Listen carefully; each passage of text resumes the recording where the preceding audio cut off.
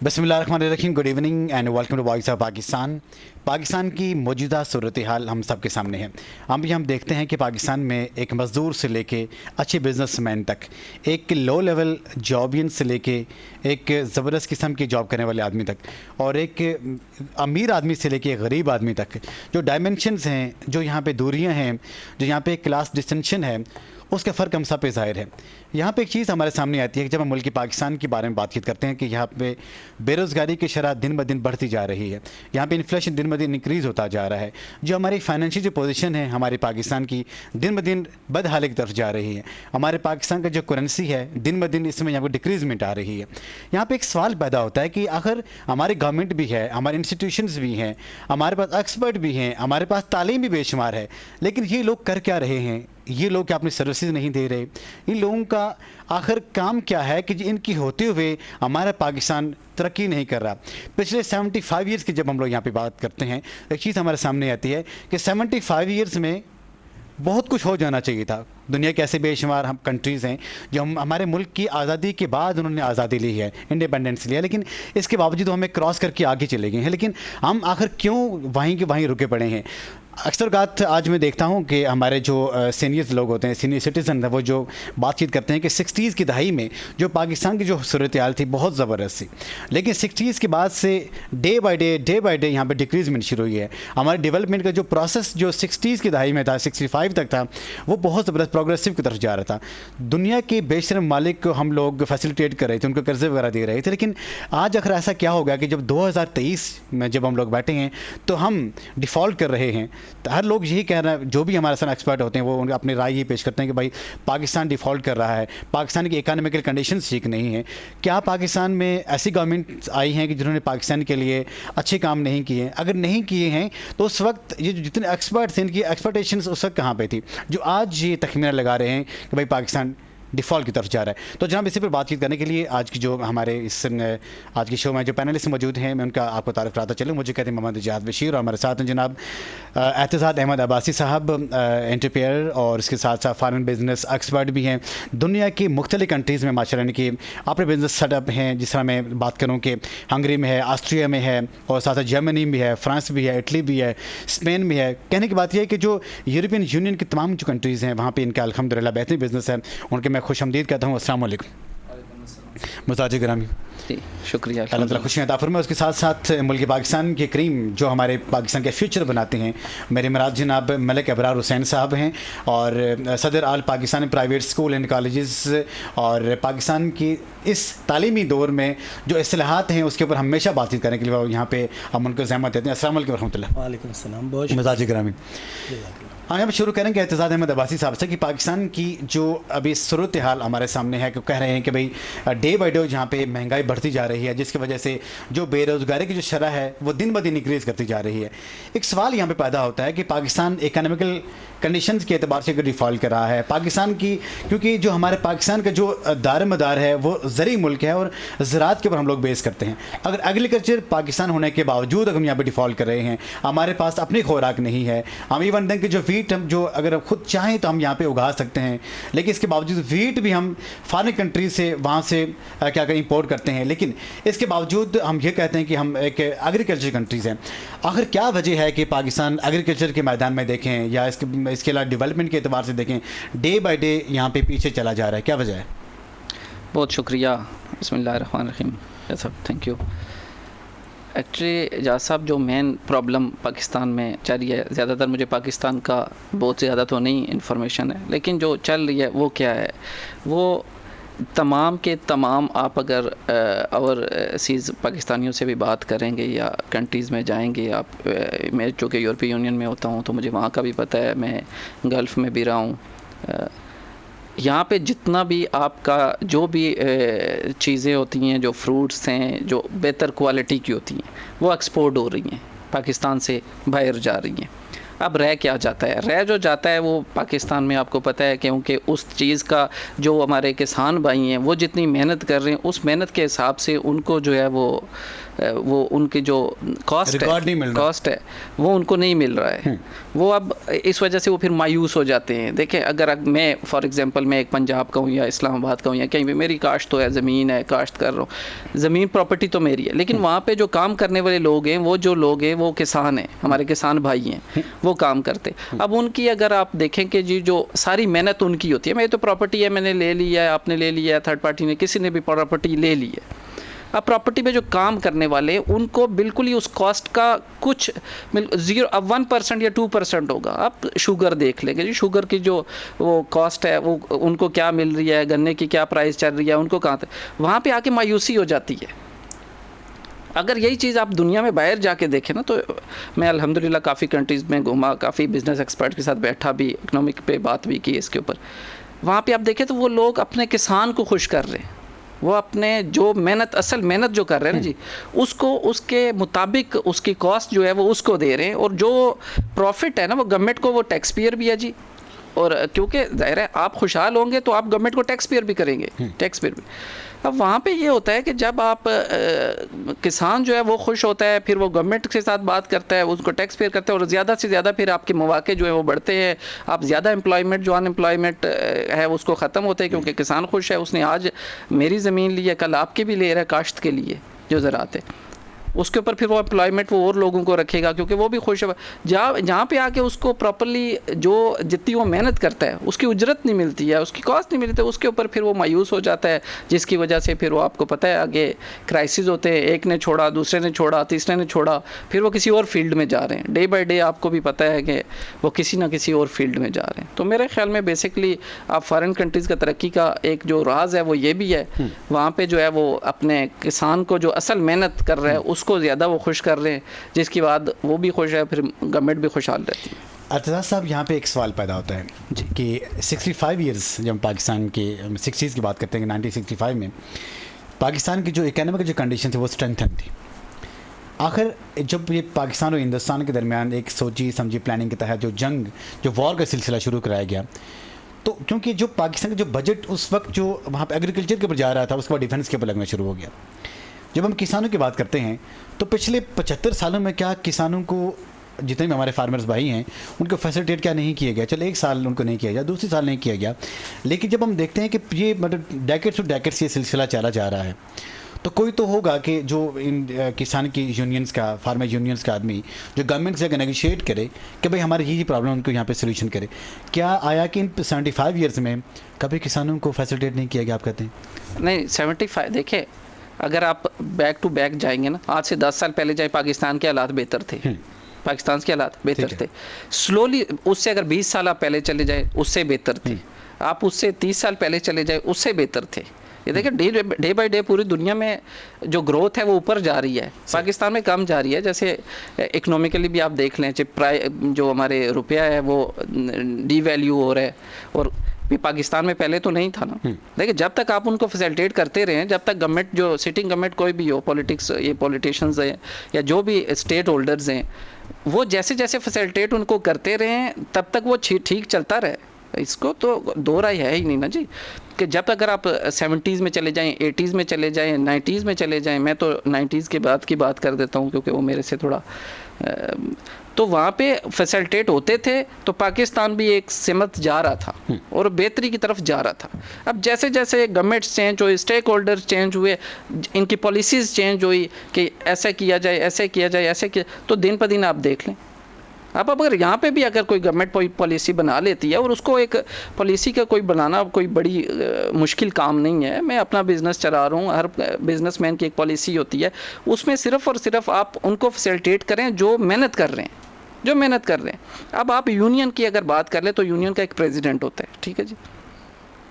Negotiation के लिए जब वो जाते हैं तो वो मिनिस्टर लेवल पे बैठते हैं, या जो भी उनका अपना जिस मौजू पे भी वो बात करना चाहें उस पर बात करने के लिए हो जाते हैं। लेकिन बेसिकली वहाँ पे नेगोशिएशन पे भी आपको पता है कि यहाँ पे अब आजकल क्या हो रहा है, वहाँ से आ जाती है कॉल, वहाँ से कॉल आ जाती है, वहाँ से कॉल आ जाती है, तो नेगोशिएशन तो से कि इसमें आपके पॉलिटिकल इन्फ्लुएंस शामिल हैं, जिसकी वजह से जो हमारा फार्मर्स हैं वो डे बाय डे उस एतबार से प्रोग्रेस नहीं कर रहे। जी जी, अगर कोई यहाँ पे अगर प्रोग्रेस करना चाहेगा भी उसको रोक दिया जाता है, उसको रोक दिया जाता है। और जब तक उसको नहीं रोका जा रहा था, पाकिस्तान बिल्कुल सही समत जा रहा था, इकोनॉमिकली भी सही समत जा रहा था, माशी तौर के ऊपर जो आपकी ज़राअत थे, इंपोर्ट एक्सपोर्ट सब चीज़ें बेहतर हालात में थी। और जैसे जैसे 75 ईयर्स की बात कर ले तो 75 क्या 10 ईयर्स पीछे चले जाए आज से बेहतरी थी, 5 साल पहले चले जाएं आज से बेहतरी, डॉलर कहाँ था, यूरो कहाँ था, 10 साल 20 साल पहले चले जाएं तो उससे बेहतरी थी। देखिए हम तो, दुनिया हमारी मिसालें दे रही है, पाकिस्तान का मुझे नहीं पता, लेकिन बाहर बैठे हुए लोग दे रहे हैं। जर्मन्स कभी मुझसे पूछ लेते हैं कि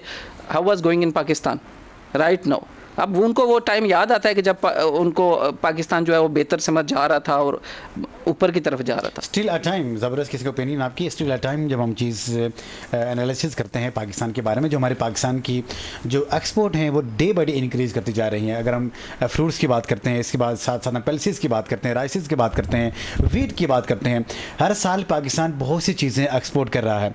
लेकिन क्या जो हमारे पास जो फॉरेन जो रेमिटेंसीज हैं उसमें और जो पाकिस्तान की जो एक्सपोर्ट हैं इसमें क्या क्या तज़ाद पाया जाता है, कहाँ का फ़र्क पाया जाता है?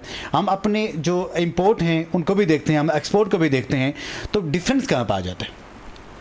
देखें, एक्सपोर्ट जो है ना वो तो पाकिस्तान की ज़ीरो तकरीबन, मेरे ख्याल में, मेरे ज़ाती ख्याल ये नहीं, ज़ीरो तो नहीं है, लेकिन उस लेवल पे भी नहीं है जो पहले थी, उस लेवल पे भी नहीं है। अब इंपोर्ट की आप अगर बात कर ले तो देखें, जैसे मैंने आपको पहले भी बताया ना, इंपोर्ट एक्सपोर्ट के लिए भी आपको पॉलिसी चाहिए। दुनिया में आपने बात करनी है, बात करने के लिए हम लोग तो नहीं है। देखिए हम लोग क्या है, हम लोग पाकिस्तान में हो या पाकिस्तान से हम गवर्नमेंट पॉलिसी को फॉलो करते हैं।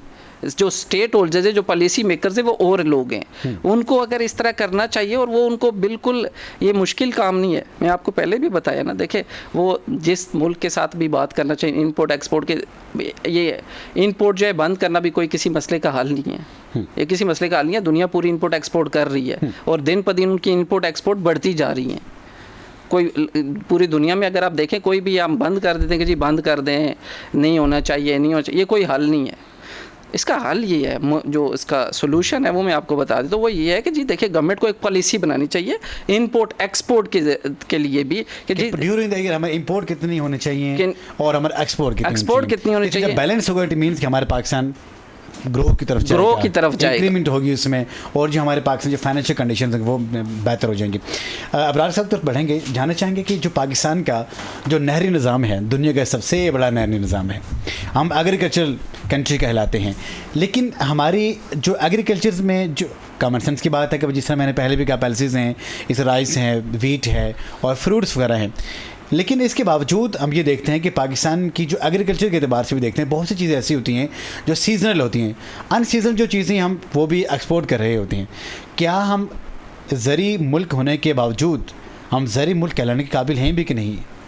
बहुत शुक्रिया, बहुत अहम टॉपिक का आपने चूज़ किया और उस पर कौम के सामने एक मसला रख रहे हैं। गुजारिश ये है कि पाकिस्तान एक ज़राई मुल्क है और 70% आबादी ज़राअत से मुंसलिक थी हमारी, और इसीलिए कहा जाता था कि हमारे जो ज़राए आमदनी है सबसे बड़ा ज़राअत है। लेकिन बदकिस्मती के साथ हमने ये गुज़श्ता तकरीबन 20 सालों में देखा कि मुसलसल हमारे लोग ज़राअत को खैराबाद कहते जा रहे हैं, और इस वक्त की जो कंडीशन है वो बहुत काबिल रहम है कि आज अगर एक किसान 300 रुपये लीटर डीज़ल ट्रैक्टर में डालता है और इंतहाई महंगी लेबर लगा के वो गंदम ही अगर पैदा करता है, तो उसके आने वाले एक्सपेंस गंदम के रेट के साथ बड़ा वेरी कर रहे हैं। यानी अगर उसके अखराजात आ रहे हैं 4,500, तो गंदम का सरकारी रेट 3904 रुपये है। तो किसान अपने जेब से लगा के आपके लिए गंदम जब पैदा करता है तो वो ये कहेगा कि इससे बेहतर है कि ये काम मैं छोड़ दूँ। दूसरी इसमें अहम बात यह है कि देखें, दुनिया भर में फार्मर्स के लिए सब्सिडीज़ का एहतमाम किया जाता है। हमारी रियासत में भी हुकूमतें, आपको पता है कि मुख्तलिफ़ डिपार्टमेंट्स के लिए अरबों रुपए की सब्सिडीज़ देते हैं, लेकिन ज़राअत के लिए अगर कभी अनाउंसमेंट होती भी है तो वो कागज़ी हद तक होती है, फ़ाइलों में दब के रह जाती है, या एक मखसूस तबके को नवाज दिया जाता है। आप देखें, पिछले 1.5 साल में 8 लाख वाला ट्रैक्टर 32 लाख रुपए का हो गया। ज़राअत में ट्रैक्टर का बुनियादी करदार है, अगर वो 3 गुना 4 गुना महंगा हो जाता है तो आम किसान ट्रैक्टर ख़रीदने की उसमें इस्तात नहीं होती है, तो नहीं होती तो फिर ज़राअत ने पीछे ही जाना है। फिर आप ये देखें कि वाटर मैनेजमेंट का कोई अच्छा सिस्टम नहीं अपनाया गया। आपका जब फसलों को पानी की ज़रूरत होती है तो नहरों में पानी नहीं आ रहा होता, और जब पानी आपके यहाँ आता है तो वो सैलाब की सूरत में बह जाता है। ये भी एक बहुत बड़ा आपके मुल्क को पीछे ले जा, बल्कि उस सैलाब के साथ आपके पूरे गांव तबाह हो जाते हैं और लोगों की ज़िंदगियाँ ख़त्म हो जाती हैं। बिल्कुल इसी तरह। और हमने बिलखुसूस पिछले साल देखा मुल्क में वो तबाही आई। तो अगर ये वाटर को मैनेज करने का अच्छा एक निज़ाम हम कर लेते, स्मॉल डैम्स बना लेते, अगर बड़े नहीं बना सकते थे तो किसी हद तक सैलाब की तबाहकारियों से भी हम बच सकते थे और अपने ज़राअत को भी प्रमोट कर सकते थे। तीसरी चीज़ क्या है? तीसरी चीज़ यह है कि किसान का मंडियों तक रसाई नहीं है आपके मुल्क में। बलूचिस्तान में पैदा होने वाला फ्रूट जब इस्लामाबाद की सब्ज़ी मंडी में आता है तो उसकी कास्ट इतनी बढ़ जाती है कि उस किसान को उसका कोई बेनिफिट नहीं होता। और जैसे मुझसे पहले भी अब्बासी साहब ने फरमाया है कि देखें, जब आपका किसान खुश नहीं होगा तो उसने फिर इस शोबे को खैराबाद कहना है। आपका नहरी निज़ाम दुनिया का सबसे अच्छा नहरी निज़ाम था, लेकिन उसमें मेरा और आपका कोई कंट्रीब्यूशन नहीं है। बीइंग पाकिस्तानी हमने उसमें कोई काम नहीं किया। 75 ईयर पहले अंग्रेज आपको बना के दे गए और हम उसे संभाल भी नहीं सकते। रेल की पटड़ियां वो आपको बिछा के दे गए और हम चोरी करने में इन्वॉल्व हैं। नहरें वो आपको बना के दे गए, बैराज वो आपको बना के दे गए, हम उन्हें तबाह करने की तरफ गामज़न हैं। बीइंग एक रियासत के अच्छे शहरी होने के नाते या रियासत ने खुद इस सिलसिले में तरक्की का कोई जीना अबूर नहीं किया कि जिसकी वजह से हम ये कहें कि हमने कोई बहुत बड़ी तरक्की कर ली है। आज किसान 4500 रुपया मन पैदा होने वाली गंदम को अगर 4000 में बेचने पे मजबूर है, क्योंकि वो गंदम स्टोर नहीं कर सकता, उसके घर में, उसके खेत खलियान में उसे स्टोर करने की जगह नहीं है, तो अगले साल वो गंदम नहीं लगाएगा। नहीं, क्यों लगाएगा? ठीक है जी। आज जनाब अगर उसका फ्रूट सपोज टमाटर ही तैयार होता है तो उस वक्त टमाटर किसान से 5 रुपए किलो परचेज़ किया जाता है, जबकि स्टोरेज का कोई सिस्टम नहीं है। बाद में आप 500 रुपए किलो वो टमाटर परचेज़ करते हैं, तो किसान को कुछ भी नहीं मिल रहा, जबकि जो मीडियाकर है और मुख्तलिफ बाकी लोगों की जो इन्वॉल्वमेंट होती है, मार्जिन वो ले जाते हैं, जिससे किसान पिसता जा रहा है और हमारा मुल्क ज़राई एतबार से पीछे की तरफ जा रहा है। हमारा मुल्क ज़राई एतबार से पीछे की तरफ दिन ब दिन जाता जा रहा है। और एक और भी अलमिया ये है कि हमने अपनी ज़रूरी ज़मीनों पे ओवरसीज़ सोसाइटियों का ये जो एक पूरा ना ख़त्म होने वाला सिलसिला शुरू कर दिया है कि जहाँ पे हमारे खेत खलियान होने थे, जहाँ पे हमारे लिए, हमारे बच्चों के लिए फ्रूट्स होने थे, जहाँ पे हमारे लिए साफ़ सांस लेने के लिए ऑक्सीजन होने के लिए वहाँ पर दरख्त लगाए गए थे।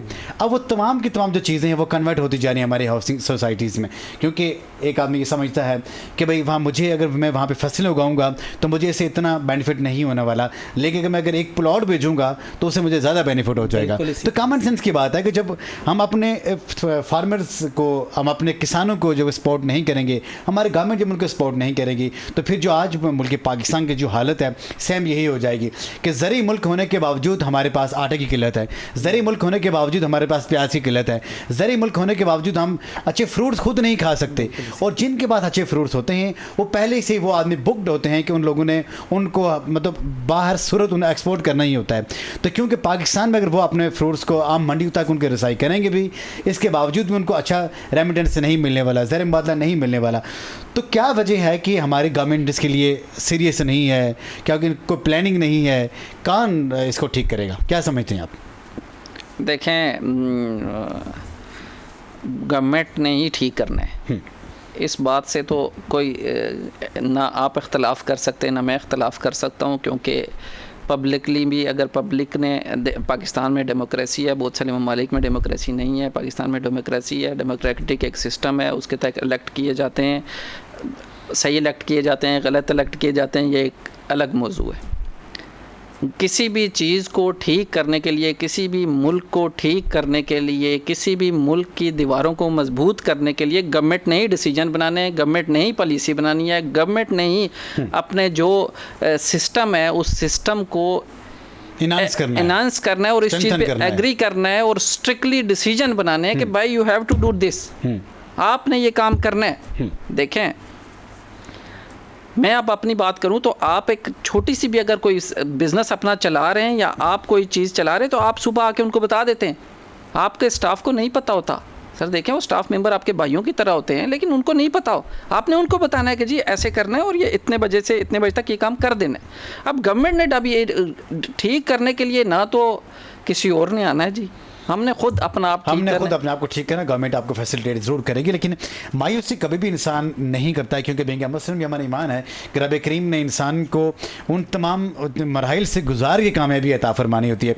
लेकिन मलिक साहब, एक चीज़ यहाँ पे हमारे आड़े आ जाती है कि जब हम गवर्नमेंट को समझाने की कोशिश करते हैं, हमारे एक्सपर्ट अपनी एक्सपर्ट राय उनको देते हैं, ओपिनियंस देते हैं, उनको भी नेगलेक्ट किया जाता है, खुद वो काम करते भी नहीं हैं। और मज़े की बात यह है कि जो हमारे गवर्नमेंट्स में ऑफिशियल्स ऐसे होते हैं जिनकी अपनी ज़र ज़मीनें, वो खुद लैंड लॉर्ड हैं, तो वो खुद क्या उनको भी इतना एहसास नहीं होता? उन्हें इस चीज़ का एहसास होता है, लेकिन अपनी ज़मीनों की हद तक उन्हें एहसास होता है। जब सैलाब आता है तो उनकी ज़मीनों के खाले अगर वो तोड़ना चाहें तो तोड़ के आबादियों की तरफ पानी का रुख कर सकते हैं और कर देते हैं। ये एहसास होता है उनको। ठीक है, उनको इस चीज़ का भी एहसास होता है। उन्हें इस चीज़ का भी एहसास होता है कि अगर उन्हें ट्रैक्टर, उन्हें ज़रूरी आलात चाहिए तो वो उस वक्त सब्सिडी दे के खुद उसके बेनिफिशरी बन जाते हैं। लेकिन जो एक गरीब और आम किसान है, उसके समरात मतलब सब्सिडी के या स्कीमों के समरात उस तक नहीं पहुंचते। यहाँ तक कि ये जो खाद का सीज़न, फसलों को खाद देने का सीज़न होता है, यूरिया जब फसलों को दी जाती है तो उस वक्त वो रेट्स अप कर देते हैं और 1000 वाली यूरिया आपको 1500 रुपए में बोरी मिलती है। और जब जिनकी बात आप और मैं कर रहे हैं उन्हें चाहिए होती है तो वो उस वक्त उन्हें 1000 रुपए में बोरी अवेलेबल होती है। तो शऊर तो सबको होता है, लेकिन शऊर है तो करप्शन का है, अपने काम दूसरों से लेने का है और ख़ुद बैठ के लोगों के ऊपर हुक्मरानी करने का है और छोटे किसानों को दबाने का काम लिया जाता है और उन्हें मजबूर किया जाता है कि वो इस फील्ड को खैराबाद कह जाएं ताकि बड़े ज़मींदार और उन्हीं की मुनाफली कायम रहे और सब कुछ वही अर्न करें। अदरवाइज़ गुजारिश ये है कि देखें, जो ज़राअत है, जो ग़िज़ा की पैदावार है, ये तो हर पैदा होने वाले शख्स से लेकर मरने वाले शख्स तक हर एक के लिए हर रोज़ इस्तेमाल होती है। और जितना स्कोप इस प्रोफेशन का है, इतना मेरा नहीं ख्याल कि दुनिया में किसी भी और चीज़ की डिमांड होती है। रब करीम ने इंसान की रिज़्क़ के 4 हिस्से बनाए हैं, जिनमें से जब हम बातचीत करते हैं तो उसमें 90% जो रिज़्क़ होता है आपके बिज़नेस में होता है और 10% दूसरे एतबार से अगर एक हिस्सा जो होता है आपकी जॉब्स में होता है, आपकी नौकरी में होता है। तो जब हम बिज़नेस की बात करते हैं तो हमें ये देखने का आता है कि पाकिस्तान की जो अभी इकोनॉमिकल जो कंडीशंस हैं ये फेवरेबल नहीं है बिज़नेस के लिए। और जब हम नौकरी की बात करते हैं, एक चीज़ सामने आती है कि भाई पाकिस्तान में जो बेरोज़गारी की जो शरह है वो दिन ब दिन बढ़ती जा रही है। क्यों ना बढ़े? जब हम बिज़नेस खुद ही नहीं करना चाह रहे, जो बिज़नेस कर रहा है उसके ऊपर हाई फाई टैक्सेस लगा देते हैं और साथ साथ एक आदमी अगर वहाँ पे अगर जॉब के लिए निकलता है उसके लिए भी रिस्ट्रिक्शंस लगा देते हैं। और अगर उसको जॉब कहीं से मिल ही जाती है 22-20-30 हज़ार रुपये की, तो 22-20-30 हज़ार में एक वो आदमी कैसे अपने बजट को, अपने पूरे महीने के घर के बजट को मैनेज कर सकता है? अगर उसमें से अगर हम ये चीज़ देखें कि जो हमारे आला हुकाम हैं, ये बात हम उन तक पहुँचाते हैं कि आप अपने घर की अगर बजट बनाते हैं तो उसमें देखें कि 20-30 या 40 हज़ार में कैसे बजट आज की इस महंगाई के दौर में आप बनाएंगे। उस वक्त आपको पता चल जाएगा कि एक आम आदमी की ज़िंदगी कितनी मुश्किल होती है। हमारे मुल्क पाकिस्तान में जॉब्स तो ना होने के बराबर हैं। हर इंसान की एम होता है, हर शहरी का एम होता है कि भाई मैंने गवर्नमेंट जॉब लेनी है, गवर्नमेंट जॉब लेती है, वो भी उनका भी हाल आपके सामने है, लेकिन बिज़नेस की अपॉर्चुनिटीज़ भी नहीं है। तो ऐसी सूरत हाल में क्या सजेशन करेंगे कि एक शहरी को क्या करना चाहिए? देखिए, शुक्रिया। पाकिस्तान में बिज़नेस अपॉर्चुनिटीज़ जो है ना, इसको बनाने के लिए प्राइवेट सेक्टर्स को आगे आना चाहिए, आते भी हैं और बिज़नेस अपॉर्चुनिटी देनी चाहिए। जो जॉब ना होने की वजह है ना, वो जॉब ना होने की वजह यही एक फ़र्स्ट चीज़ ये है कि आपके पास फैसिलिटी नहीं है, आपके पास आगे जगह नहीं है। आपने पहले ही गवर्नमेंट जॉब को तो आप भूल जाएं, देखिए गवर्नमेंट जॉब तो ये भी कोई डंकी छुपी नहीं है। आज जो ग्रेड 4 है या 3 है, उसके लिए आपके पास कम से कम 3-4 मिलियन पाकिस्तानी होने चाहिए कि तगड़ी सिफारिश होनी चाहिए। और 3-4 वो तो कहते हैं ठीक है जी फलाने साहब ने तो कर दिया, अब इनविजिबली आप जो हैं वो इन्वलॉप कहाँ है, ये तो कोई जंगी छुपी नहीं। तो गवर्नमेंट जॉब तो एक नॉर्मल बंदा भूल जाए कि मैंने, इवन जो पाकिस्तान से बाहर हैं वो भी अगर कोई करे तो नहीं हो सकता। अगर आपका वो पूरे अच्छे सोर्सेज नहीं है तो आप यहाँ पे जॉब नहीं कर सकते। और सी बात। सेकंड, जो प्राइवेट सेक्टर आगे आ रहा क्यों नहीं है? देखिए यहाँ पे बिल्कुल हो सकता है। कई ओवरसीज़ पाकिस्तानियों ने ये कोशिश की है, इंक्लूडिंग मी, कि मैंने भी सोचा था कि जी मैं जाके पाकिस्तान में जो है वो अपना सेटअप लगाऊं, अपने लोगों को फैसिलिटेट। कौन नहीं चाहता? इस बात से इब्रार साहब भी एग्री करेंगे कि ओवरसीज़ पाकिस्तानी जितने हैं वो आज नहीं तो कल कहते हैं कि यार कल नहीं तो आज अगर हमें बेहतर फैसिलिटियाँ मिल जाएँ। देखिए टैक्स जो है ना, जो टैक्सेस गवर्नमेंट का जो इशू चल रहा होता है कि जी टैक्स पाकिस्तान में सिर्फ टैक्स का शोर होता है। पूरी दुनिया में अभी मैं यहाँ पे पाकिस्तान में आपके पास बैठा हुआ हूँ, आपके स्टूडियो में बैठा हूँ, मैं घर में सो रहा होता हूँ, मेरा टैक्स जो है वो मैंने पे करना है। 8 आवर्स पर डे टैक्स जो मेरा भी जा रहा है। टैक्स के लिए भी गवर्नमेंट को एक पॉलिसी बनाने की ज़रूरत है। उसके लिए क्या होता है? उसके लिए होता है कि जो ही कोई बंदा बिज़नेस सेक्टर में एंटर होता है, वो ओवरसीज़ पाकिस्तानी हो या पाकिस्तानी हो, आपके यहाँ वहाँ से आना फ़ोन आना शुरू हो जाते हैं कि जनाब अगर आपने टैक्स नहीं देना, आपका 2 मिलियन टैक्स है, तो वो कहते हैं कि जी आप 5 लाख दे दें, हम सेटअप कर देते हैं। 5 लाख दे दे 2 मिलियन का। अब ये फैसिलिटी हमें बाहर नहीं मिलती। बाहर वाले कहते हैं जी 2 मिलियन आप इंस्टॉलमेंट करा लें। देखें वहाँ पे भी ऐसा नहीं है कि 2 मिलियन के लिए आपकी रेट करना शुरू कर देंगे, घर से उठा लेंगे, बांध देंगे, पकड़ लेंगे, मार देंगे। ऐसा कहीं पे भी नहीं होता। वो क्या कर रहे हैं? वो कह रहे हैं जी 2 मिलियन है, वो बुलाते हैं, हम किसी रिप्रेजेंटेटिव को बुलाते हैं, स्पोक पर्सन को बुलाते हैं, एक लेटर, दूसरा लेटर, तीसरा लेटर, बात करते हैं। प्रॉब्लम कहाँ पे है भाई? बिजनेस नहीं चल रहा, 2 मिलियन टैक्स है, कितना मंथली देंगे आप हमारे ऊपर? आप बात करें, नेगोशिएशन करें, रिटर्न दे, वहाँ पे भी प्रॉब्लम सॉल्व हो। कैलकुलेशन पाकिस्तान ना होने के बराबर है। जो लोग जहाँ पे टैक्स पेयर हैं भी, और मैं ये समझता हूँ कि ना होने के बराबर है। और क्योंकि और अगर हम पाकिस्तान की मेजोरिटी की जब हम लोग बातचीत करते हैं तो फाइलर यहाँ पे है ही नहीं, सारे नॉन फाइलर बैठे हुए हैं। और मज़े की बात है कि उनको जो जिसकी कारोबार अगर मिलियंस में होते हैं तो वो चंद हज़ार वो उसके वहाँ पर टैक्स लगता है, लेकिन वो चंद हज़ार देने के लिए हम लोग तैयार नहीं होते हैं। फिर भी जिस तरह बासी साहब कह रहे हैं कि वहाँ पर लेन देन का मामला शुरू हो जाता है। जब अगर ऐसा मामला शुरू हो जाए तो हम ये समझते हैं कि उस वक्त कोई काम तरक्की नहीं कर सकती, बल्कि उस वक्त बेरोज़गारी, बदअमनी और लो रेट्स ये हमारा नसीब बन जाती हैं। मलिक साहब उधर बढ़ेंगे, जानना चाहेंगे कि पाकिस्तान में जो बच्चे बच्चियाँ अभी स्कूल कॉलेज से फारिग हो रहे हैं, वो तो एक अच्छे एज़ाइम लेकर निकलते हैं, अच्छे उनके एम्स होते हैं ज़िंदगी में आगे जाने के लिए। उनको तो नहीं पता कि जो हमारे अब्बा जी, जो हमारे भाई साहब, जो आज जो बाहर जो जिस सर्कमस्टेंसेस में ज़िंदगी गुजार रहे हैं, वो उनसे नाआशना होते हैं। लेकिन जब वो प्रैक्टिकल लाइफ में आते हैं तो वो मतलब वो सेल्फ डिसाइड होकर रह जाते हैं। ऐसे बच्चों के लिए क्या पैगाम देना चाहेंगे कि वो अपने तालीमी सेशन के दौरान उनको क्या क्या मैयर्स अपने जहन में बिठाना चाहिए? बहुत अच्छा सवाल है। देखें, ये जो करप्शन की जड़ें हमारे माशरे में सरायत कर चुकी हुई हैं, आज उन स्टूडेंट्स के भी इल्म में है जो आज कॉलेज यूनिवर्सिटी में पढ़ते हैं। फिर वो 2 में से एक रास्ता ज़रूर निकालते हैं, या तो शुरू से वो अपना माइंड इस तरह से सेट कर लेते हैं कि अगर हमने अपनी फील्ड में आगे जाना है तो हमने करप्शन करनी है, और वो इस माशरे का एक परमानेंट मेंबर बन जाते हैं। या फिर वो अगर ईमानदारी का मुजाहरा करके कोई बड़ा स्टेप ले लेते हैं तो फिर जाके आगे सिस्टम किसी न किसी जगह पे जाके उन्हें ये मजबूर कर देता है कि भाई अगर आपने आगे जाना है तो आपको इस सिस्टम में अपना हिस्सा डालना होगा।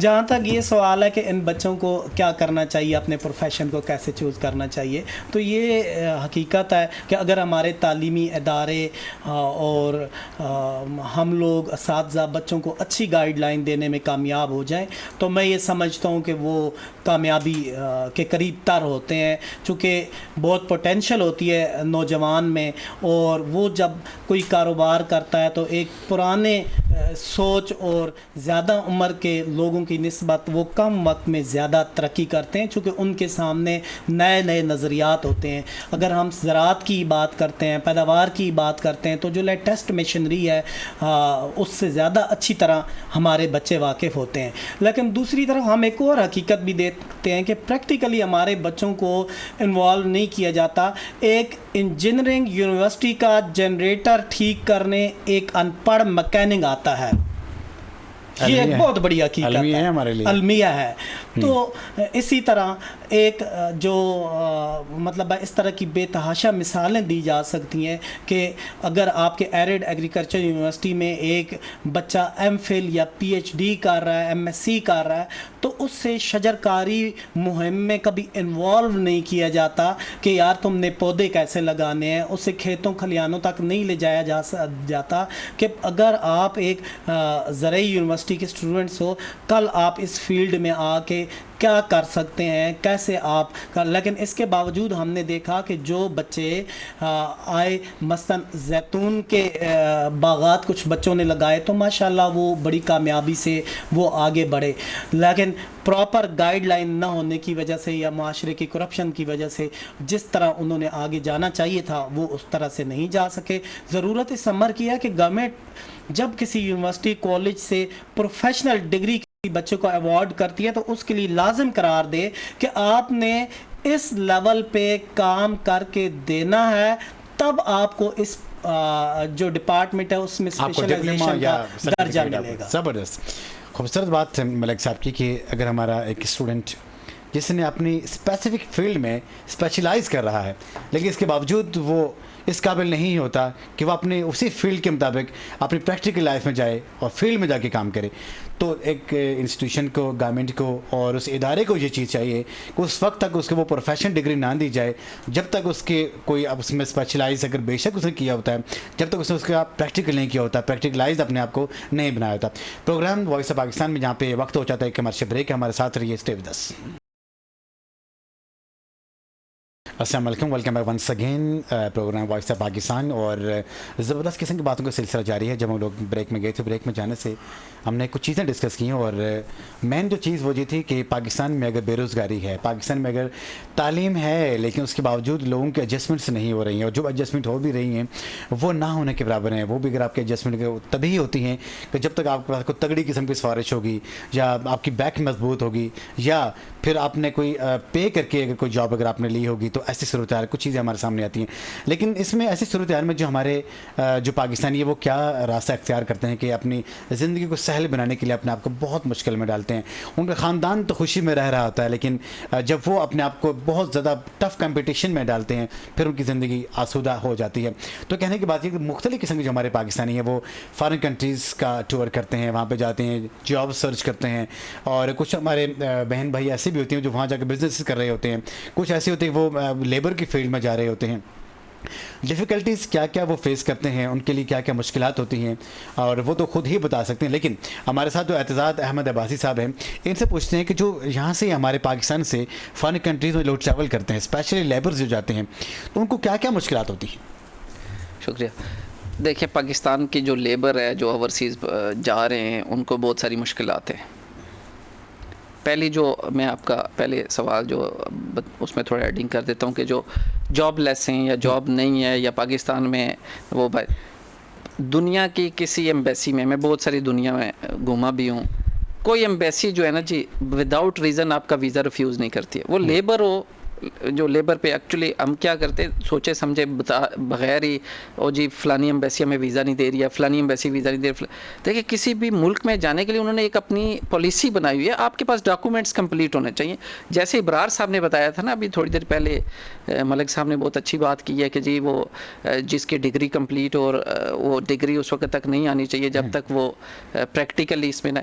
इसी तरह के अगर गवर्नमेंट जो है वो पाकिस्तान किसी तरीके से लोगों को फैसिलिटेट करे जो एजुकेटेड लोग हैं, उनके लिए अगर ऐसे इंस्टीट्यूट बना दिए जाएं जिसमें उनको सिर्फ डिप्लोमा करा दिया जाए। जैसे मलिक साहब ने बताया कि आपका जो एसी है वो इंजीनियर एक अनपढ़ बंदा ठीक करने के लिए आ रहा होता है, उसके पास कोई डिप्लोमा प्रोफेशनल नहीं आ रहा होता। आप दुनिया में जाएं, जो बच्चे नहीं पढ़ते ना, नहीं पढ़ सकते, दुनिया में इंसान सारे बराबर ही हैं। हर एक मेंटली तौर के ऊपर अगर हम रूल रेगुलेशंस को फॉरेंस में फॉलो कर रहे हैं, कोई सिग्नल नहीं तोड़ रहे, लाइन नहीं तोड़ रहे, हरन नहीं बजा रहे, तो वो हम इस वजह से नहीं बजा रहे कि हम जो है वो इनको हम गवर्नमेंट रूल्स फॉलो कर रहे हैं कि अगली दफ़ा ये जो इनका फ़ाइन है वो हमारे घर आ जाता है कि जी आप इतने। तो ये जो डिप्लोमा है ना, अगर इस तरह के कोई इंस्टीट्यूट बना दिए जाएं कि जी इनको पूरी प्रॉपर्ली, जो पढ़े लिखे लोग नहीं भी हैं, पूरी दुनिया में ऐसा होता है कि जो पढ़े लिखे लोग नहीं हैं तो उनको एक इंस्टीट्यूट गवर्नमेंट जो है वो फैसिलिटेट कर रही होती है या प्राइवेट सेक्टर फैसिलिटेट कर रहा होता है, लेकिन उनकी जो फीसिस है, अब यहाँ पे ये सवाल होता है कि जी ये गरीब आदमी है, उसकी तो 5-10 हज़ार या 20 हज़ार रुपये महीने इनकम है, तो वो इंस्टीट्यूट वाले को 10,000-15,000 कहाँ से दे? तो ऐसे में भी गवर्नमेंट अपनी पॉलिसियाँ जो अपने इधर उधर के अलवो तलवों पे, बहुत सारी ऐसी चीज़ें हैं जो हमारे मुल्कों को में नहीं होनी चाहिए, स्पेशली पाकिस्तान में नहीं होनी चाहिए, वो उसके लिए भी एक बजट बना सकते हैं कि ये प्राइवेट सेक्टर जो ट्रेनिंग दे रहे हैं, जो डिप्लोमा दे रहे हैं, किसी को आप मैकेनिकल इंजीनियरिंग का दे रहे हैं, मैकेनिकल का दे रहे हैं, फूड का दे रहे हैं कि जी ये शेफ़ है, उसका वहाँ पे आके अगर वो प्राइवेट सेक्टर्स गवर्नमेंट के साथ बैठ जाएं और गवर्नमेंट उनको कहे कि जी हम आपको इस बंदे को जितने आप एनुअली आप ट्रेनिंग हमारे लोगों को ट्रेन करेंगे हम आपको करें, तो वो इसलिए जो जॉब फॉरेन कंट्रीज़ में जो लेबर जा रही है, जिनका ज़्यादातर नहीं जा सकते, या पाकिस्तान में जिनको जॉब नहीं मिली है, उसकी एक रीज़न ये भी है। एक चीज़ें भी है। और दूसरी बात यह कि आपने ये कहा कि भाई अगर आप किसी भी कंट्री में जाना चाह रहे हैं, सपोज़ कि हम यूके जाना चाह रहे हैं या मिडिल ईस्ट वगैरह में जाना चाह रहे हैं, ऐसी सूरत हाल में जो हम पाकिस्तान में जो उनकी कंसर्निंग कंट्री की जो एम्बेसी है, इंसान के वहाँ जाकर विजिट करना चाहिए कि वहाँ पे क्या क्या जॉब अवेलेबल हैं, और जो प्रोफेशनल होते हैं उनकी दी हुई कंडीशंस के मुताबिक अप्लाई करेंगे तो फिर वहाँ पे जॉब हो जाएगी, ऐसा कहना चाह रहे हैं? और वहाँ पे जॉब हो जाएगी और वहाँ पे कहीं पे भी नहीं लिखा होता, मलिक साहब को भी पता होगा, माशाल्लाह एक्सपर्ट है इस हवाले से भी। एजुकेशन किसी एम्बेसी में आप जाके अगर ये अप्लाई कर दें, वहाँ पे उनका आप आजकल इंटरनेट भी है, सब कुछ मौजूद है, कहीं पे भी ये नहीं लिखा होता कि आपके पास BA की डिग्री होनी चाहिए, FA की डिग्री होनी चाहिए, आपने मास्टर किया होना चाहिए। होता है लेकिन वो उनसे रिलेटेड जॉब के लिए होता है। अब लेबर के लिए वो नहीं है। लेबर के लिए ये लिखा होता है कि अच्छा जी एक पाकिस्तानी रेस्टोरेंट जो UK में है और उसके लिए हमें 50 स्टाफ की ज़रूरत है, गवर्नमेंट वहाँ के वर्क परमिट भी इशू कर देती है, लेबर मिनिस्ट्री वहाँ पे सिर्फ लेबर मिनिस्ट्री एक डिमांड कर रही होती है कि जनाब जो आप वहाँ से 20 लोग ला रहे हैं पाकिस्तान से या किसी और मुल्क से, उनके लिए उनके पास जो डिप्लोमा है वो हमें दिखा दें। अब वहाँ पे आके हमारी लेबर के पास वो फैसिलिटी होती ही नहीं है, डिप्लोमा कहाँ से करे? लेकिन यहाँ पे जो लोग जो मतलब एम्बेसीज़ के अलावा जो कॉन्ट्रैक्टर्स होते हैं, जो ओवरसीज़ का काम कर रहे होते हैं, ये लोग जो उनको बाहर भेजते होते हैं, तो ये उनको जाने से पहले अपने पास से कोई डिप्लोमा वगैरह तो करा देते हैं, लेकिन क्या एम्बेसीज़ में जो जॉब्स वहाँ पर डिस्प्ले होती हैं, ये लोग भी वहीं से जॉब ले रहे होते हैं? जी, ये लोग वहीं से जॉब ले होते हैं और इसका कोई जो जैसे आपने बताया ना कि जो कॉन्ट्रैक्टर्स होते हैं, ये जितना कलेक्शन कर रहे होते हैं क्लाइंट से कि जी आपने जाना है, फॉर एग्जांपल सऊदी अरब जाना है तो मुझे 10 लाख दे दें, ये ऐसा कोई 10 लाख का कोई चक्कर नहीं होता।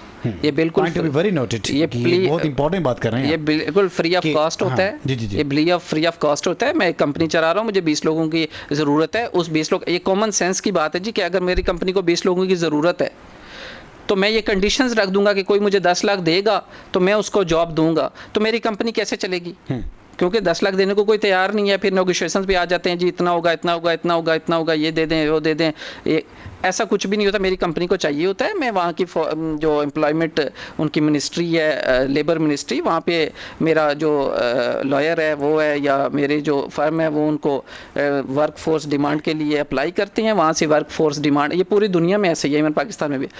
फिर क्या होता है कि ये वर्क फोर्स डिमांड एक सिस्टम में चला जाता है कि हमारे लोगों की जो लोकल पब्लिक है उसमें कितने जॉबलेस लोग हैं, जॉबलेस वो देखा जाता है। उसके 30-40 डेज़ होते हैं, किसी के 10 डेज़ होते हैं, 20 डेज़ होते हैं। वो अपनी लोगों को फैसिलिटेट करते हैं कि जी हमारे पास अगर ऐसा बंदा है तो आप नहीं ला सकते। एहतसाब साहब, एक और चीज़ भी हमारे तमाम सुनने वाले को रहनुमा कीजिए कि पाकिस्तान में जो पढ़े लिखे जो बच्चे बच्चियाँ हैं और इनको जो जाहिर सी बात है कि पाकिस्तान में जॉब नहीं मिल रही, ये तो लेबर में नहीं जा सकते बाहर, तो क्या ये एम्बेसीज़ की वहाँ पर विज़िट करते हैं और उसका जाने का क्या तरीक़ाकार है, वहाँ जा किस से मिला जाए और जॉब कैसे तलाश की जाए? देखें, एम्बेसीज़ का पहले तो एम्बेसीज़ का ये काम नहीं है कि वो जॉब दे, वो एक दो बिटवीन टू कंट्रीज एक डिप्लोमेटिक रिलेशन होता है। आपने उनको यहाँ के जो बिज़नेस कम्युनिटी है या उस लेवल पे बात करनी है, आपने दोनों ममालिक पे इंपोर्ट एक्सपोर्ट पे भी बात करनी है, तो एम्बेसीज़ का ये काम नहीं है कि वो जॉब दे। होना क्या चाहिए, होना ये चाहिए कि उस मुल्क, जिस मुल्क की आप बात कर रहे हैं ना, फॉर एग्जांपल यूके की बात करते हैं, आप यूके को सर्च करें, उनकी वेबसाइट्स पे दें, उनके जॉब अनएम्प्लॉयमेंट में जाएं कि जी किस कंट्री, इस कंट्री में क्या चल रहा है, वो वहाँ पे आपको हर चीज़ मौजूद है। आप यूके के बारे में पोर्टल पे लिखा होगा, उस पोर्टल पे लिखा होगा कि जी यहाँ पे हमारे पास जो फॉरेनिंग में आप चले जाएं तो फॉरेनिंग में हमें 500 लोगों की ज़रूरत है। जैसे ब्रेग्जिट के बाद, जो ब्रेग्जिट हुआ है इसके बाद आपको पता है यूके में आजकल बहुत अनएम्प्लॉयमेंट है, और यूके जो है वो हर तरह की फैसिलिटी दे रहा है। यूरोपीय कंट्रीज़ में जैसे बहुत सारे ममालिक हैं जो इतने स्ट्रॉन्ग नहीं है, उनको भी दे रहा है, पाकिस्तान को भी देगा इंशाल्लाह, अल्लाह खैर करे। अगर पाकिस्तान की गवर्नमेंट या स्टेक होल्डर्स कुछ एफर्ट करते हैं तो इनको भी मिलेगी।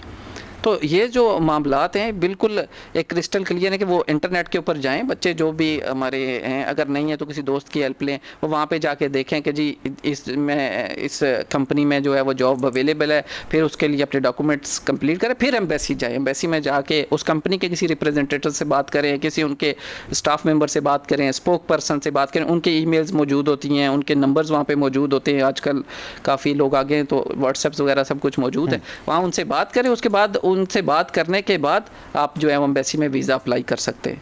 ज़बरदस्त बात आपने की। और मलिक साहब की तरफ बढ़ेंगे।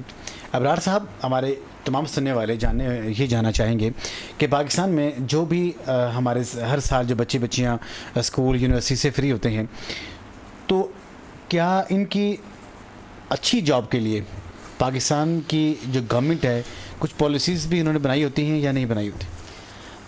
देखें, गवर्नमेंट की तरफ से तो इंटर्नशिप वगैरह की ऑफ़र्स होती हैं बच्चों को, और कोशिश की जाती है किसी हद तक कि चंद बच्चों को जहाँ पे उनकी एक्सपर्टी के मुताबिक मिनिस्ट्रीज़ में या किसी डिपार्टमेंट्स में ज़रूरत है वहाँ पे उनकी जॉब का। लेकिन चूँकि इतने बच्चे माशाल्लाह ग्रेजुएट हो रहे होते हैं कि अगर कहीं पे जॉब पूरे मुल्क में 100 हैं तो पता चलता है कि 10,000 बच्चे उस फील्ड से ग्रेजुएट होके निकल रहे हैं। तो गवर्नमेंट का काम उस वक्त ना होने के बराबर सामने आता है। इससे ज़्यादा गवर्नमेंट को बच्चों के लिए दिगर मौके पैदा करना चाहिए कि वो कारोबार शुरू करके जॉब करने की बजाय सैकड़ों लोगों को वो जॉब दें, इंडस्ट्रीज लगाएं। जी बिल्कुल। अब्बासी साहब ने भी ये पॉइंट उठाया था शुरू में कि देखें, जो लोग पढ़ने लिखने का मकसद नौकरी करना नहीं होना चाहिए, बल्कि स्टेट को भी चाहिए कि बच्चों के लिए ज़्यादा से ज़्यादा मौके पैदा करे। हम अगर प्राइवेट सेक्टर की बात करते हैं, सपोज मेरा एजुकेशन से ताल्लुक़ है, तो मैं ये समझता हूँ कि आज पाकिस्तान के प्राइवेट एजुकेशनल सेक्टर ने करोड़ों लोगों को अपने डिपार्टमेंट की तरफ अट्रैक्ट किया हुआ है। तो इस तरह के डिपार्टमेंट्स जो आपके मुल्क की ज़रूरत भी है, और बच्चे उस फील्ड में स्पेशलाइजेशन भी कर रहे हैं, तो उन्हें अपने कारोबार शुरू करके अपने मुल्क और कौम को आगे लाना चाहिए।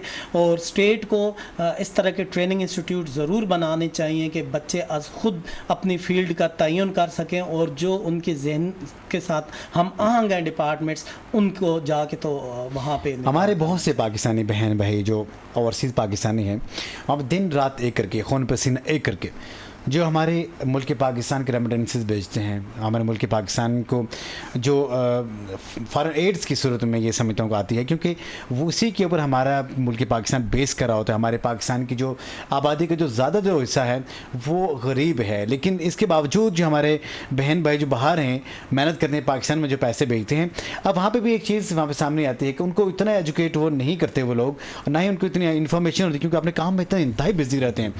तो वो अगर अपने पैसे अगर वहाँ से मुल्क पाकिस्तान में भेजते हैं तो बाज़ लोग वेस्टर्न यूनियन के जरिए भेज रहे होते हैं, जिससे गवर्नमेंट को कुछ फ़ायदा नहीं होता।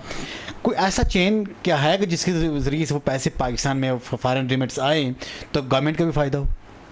शुक्रिया, बहुत ज़बरदस्त सवाल आपने किया है, और मैं काफ़ी टाइम से सोच रहा था इसके ऊपर बात करें। और last time state bank of Pakistan ने जब ये जो क्राइसिस आया था इसके लिए बात करने की कोशिश की, तो स्टेट बैंक ऑफ पाकिस्तान ने हंगरी बुडापेस्ट के लिए मुझे अपॉइंट किया था कि जी आप जो हैं वो लोगों में कम्युनिटी में जाके ये बात करें। मैं आपको बताता हूँ कि इसका जो नेगेटिव पॉइंट है वो क्या है। जैसे आपने भी बताया कि जो लेबर है ना जी, वो लेबर इतनी एजुकेटेड नहीं होती, उनको इतना एजुकेट किया ही नहीं जाता, जो टाइम ही नहीं होता उनके टाइम ही उनके पास नहीं होता।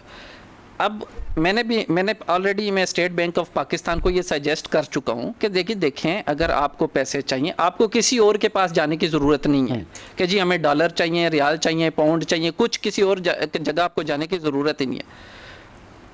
बेसिकली मसला क्या है? मसला ये है कि उन लोगों को समझ ही नहीं आती। गवर्नमेंट, हमारी एक गवर्नमेंट थी, उन्होंने आके जनाब कह दिया कि जी रोशन डिजिटल अकाउंट खोल दे। ठीक है जी, पाकिस्तान में लाखों लोग होंगे जिनको नॉर्मल बैंक अकाउंट खोलना नहीं आता, नॉर्मल बैंक अकाउंट खोलना नहीं आता। रोशन डिजिटल का उन्हें क्या पता चलेगा दुरुस्त। कि क्या क्या चीज़ चाहिए, क्या डॉक्यूमेंट्स चाहिए, कैसे अपलोड करना है, कहाँ जाना है, कहाँ, मुझे खुद नहीं पता। मैंने अपने एक स्टाफ मेंबर से कहा, मैंने कहा यार एक रोशन डिजिटल अकाउंट ये क्या है? उन्होंने कहा जी तस्वीरें लगाएं, ये करें, वो करें, ऐसा करें, वैसा करें। अब इस चीज़ के ऊपर जब आके एक लेबर को क्या पता चलेगा? वो हमारे भाई हैं और वो पाकिस्तान के लिए बहुत मेहनत कर रहे हैं। ओवरसीज़ पाकिस्तानी, जैसे आपने कहा, दिन रात एक उन्होंने किया हुआ है, ना खाने का पता है, ना पीने का पता है, ना सर्दी का पता है, ना गर्मी का पता है। मैं मशीन की तरह काम कर रहे हैं। मशीन की तरह काम कर रहे हैं। मैं यूरोपियन कंट्रीज़ में होता हूँ। यूरोपियन कंट्रीज़ में बाज़ ऐसे ममालिक है जहाँ पे 10 महीने सर्दी होती है। विटामिन डी की प्रॉब्लम हो जाती है उनको धूप की वजह से, विटामिन डी की कमी की वजह से उनको वहाँ पे टैबलेट लेने होते हैं। वो काम कर रहे हैं, उन्होंने वहाँ पे टैक्स देना है, पीछे ख़ानदान को चलाना है, घर बनाना है, बीवी बच्चे पालने हैं। फाइनली क्या करते हैं? फाइनली जब उनको 500 यूरो 1000 यूरो जब कलेक्शन होती है, वो आके वहाँ पे कोई प्राइवेट किसी बंदे को कहते हैं कि जी तुम बेच दो। जब वो बेचते हैं तो उस मुल्क को तो फ़ायदा हो रहा है, ठीक है, उस आदमी को भी हो रहा है, उस आदमी को भी हो रहा है, उस मुल्क को भी फ़ायदा हो रहा है। उसने जहाँ पे वो प्राइवेट एक दुकान खोली हुई है, वो कह रहा है जी आप ये, एक वेस्टर्न यूनियन की बहुत सारी और भी कंपनीज हैं जो बेच रही हैं, वहाँ पे तो फ़ायदा हो रहा है। अब पाकिस्तान को क्या हो रहा है? पाकिस्तान के बैंक अकाउंट में वो पैसे नहीं आ रहे। विद इन नेक्स्ट मिनट आप वो पैसे कलेक्ट तो कर लेती है उसकी फैमिली, कलेक्ट तो कर लेती है, लेकिन ना उसका बेनिफिट कोई पाकिस्तान में उसकी फैमिली को होता है जी, ना उस बंदे को होता है जो भेज रहा होता है, जो दिन रात काम कर रहा होता है। इसलिए मैंने ये सजेस्ट किया था स्टेट बैंक ऑफ पाकिस्तान को भी कि देखें गवर्नमेंट ऑफ पाकिस्तान को क्या चाहिए। अब जैसे आपने कहा ना एम्बेसीज, में आपको बताता हूँ, पाकिस्तान की जितने एम्बेसीज हैं, जितने कौंसलेट हैं, उनको क्या चाहिए? उनको चाहिए कि उर्दू में देखें, उर्दू में एक ब्रोशर टाइप या इस तरह का कोई एप्लीकेशन डिज़ाइन करें जिसको आप वहाँ हर एम्बेसी, हर कौंसलेट पाकिस्तान की जो है वो कम्युनिटी में से किसी, मैंने कहा जी मेरे नाम की ड्यूटी लगाएं, हंगरी की जितनी पाकिस्तानी कम्युनिटी है मैं दूंगा, मैं फिजिकली खुद जाके दूंगा कि जनाब ये देखें आप, ऐसे इतना इजी है अकाउंट खोलना, आप यहाँ से रेमिटेंस भेजें। आप कौन सा कोई गलत काम कर रहे हैं? आप यहाँ पे लीगल स्टे है, लीगल काम कर रहे हैं, जो आपकी सैलरी आ रही है, आप 2000 यूरो में से ऑलमोस्ट 300, 400, 500 डिफरेंट कैटेगरीज हैं।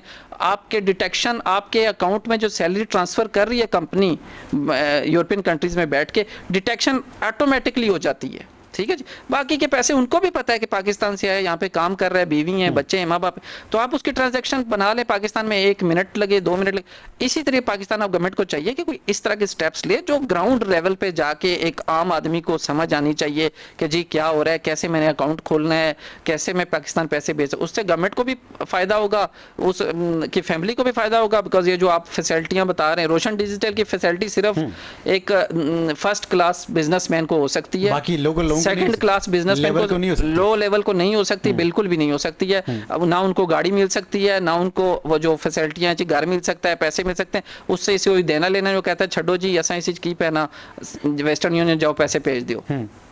तो और एक और चीज़ मैं आपके सामने यहाँ पे रखूँ कि जब हम जॉब्स के बारे में बात करते हैं कि हर किसी की ये ख्वाहिश होती है कि जब जिसकी पाकिस्तान में बेहतर एडजस्टमेंट नहीं हो रही होती, उसे ये है कि भाई मैं फ़ॉरेन मूव कर लूँ।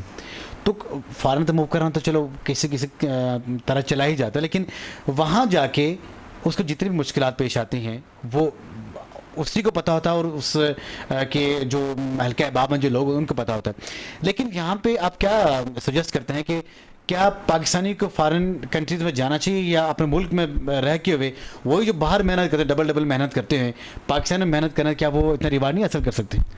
देखिए पाकिस्तान में वो डबल मेहनत की तो दूर की बात है, अगर उससे आधी मेहनत भी करें, उससे आधी मेहनत जितना बाहर जाके कर रहे हैं ना, उससे आधी मेहनत भी करें तो उनका जो सिस्टम है वो इससे बेहतर हो सकता है, ठीक है। अब जैसे शुरू में आपको बात बताई ना कि वो आधी मेहनत क्या, वो ट्रिपल मेहनत भी कर लेना तो जो लेबर में आ रहे हैं ना उनको वो उस तरह की मेहनत का फल ही नहीं दिया जाता, फल ही नहीं दिया जाए, क्योंकि उनका स्पेसिफिक किस्म का स्टैंडर्ड है कि आपने सुबह 6 बजे से लेके रात के 8 बजे तक आपने यहाँ पे ड्यूटी पे रहना है। उसके बाद जब चले जाते हैं तो जो उनको वहाँ अकोमोडेशन दी जाती है, फिर वहाँ पे वो दूसरा स्टाफ इंतजार कर रहा होता है, वो जाएगा फिर रात के 8 बजे से लेकर सुबह 6 बजे तक बाकी लोगों को भी वहाँ पे इनरोल किया जाएगा। तो जाहिर सी बात आपने पूरे मैकेनिज्म के तहत जब आप लोग वहाँ पे अपने आप को डालेंगे तो वही बात है कि आप डबल मेहनत कर रहे हैं, धन के पैसे आ रहे हैं। उससे कम मेहनत अगर आप अपने मुल्क पाकिस्तान में करें तो हम लेकिन नहीं करते, क्योंकि हम ये समझते हैं कि घर की मुर्गी दाल बराबर। क्या कहेंगे मलिक साहब? जी बिल्कुल, ये दुरुस्त बात है। क्या यहाँ पे मेहनत की हमें आदत नहीं होती? जब हम फॉरेन में जाते हैं हमें पता चलता है कि अगर हम इतनी मेहनत नहीं करेंगे तो पीछे कुछ भेजना तो कुछ, हमारा यहाँ पे सर्वाइवल ही नहीं है। हाँ।